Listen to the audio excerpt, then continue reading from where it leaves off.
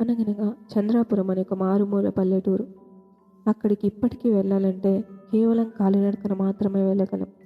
ఆ ఊర్లో దాదాపు 40 కుటుంబాలు జీవిస్తున్నాయి. ఆ కుటుంబాలలో రామయ్య కుటుంబం గురించి ఇప్పుడు తెలుసుకోబోతున్నాం. రామయ్య 70 ఏళ్ల ముసలివాడు. తన భార్య ఏడాది క్రితమే చనిపోయింది. రామయ్యకు ఒక కూతురు, ఇద్దరు కుమారులు.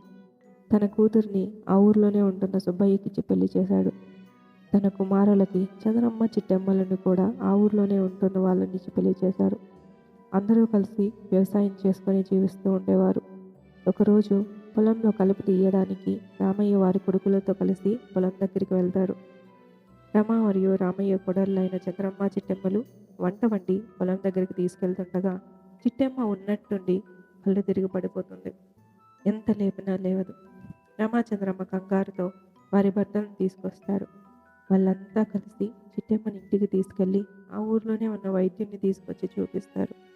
వైద్యుడంతా పరీక్ష చేసి చిట్టెమ్మకి ఎటువంటి వైద్యం అవసరం లేదని, బహుశా నీరసంతో పడిపోయి ఉంటుందని చెప్పి ఒక ఆకుపసరు తాగించమని చెప్పి వెళ్ళిపోతాడు.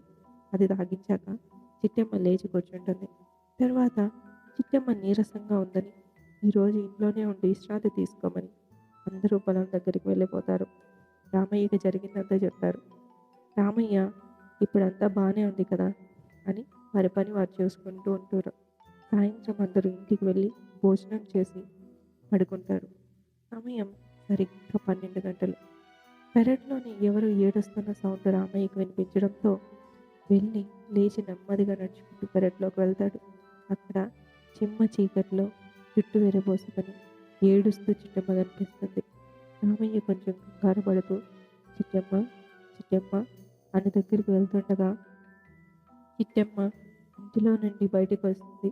అది చూసిన రామయ్య మరింత కంగారు పడుతూ అటు ఇంట్లో నుంచి చిట్టెమ్మని, ఇటు ఏడుస్తున్న చిట్టెమ్మని అటు ఇటు చూస్తుండగా ఇంట్లోని చిట్టెమ్మ రామయ్య దగ్గరికి రాగానే ఏడుస్తూ ఉన్న చిట్టెమ్మ కనిపించకుండా మాయమైపోతుంది.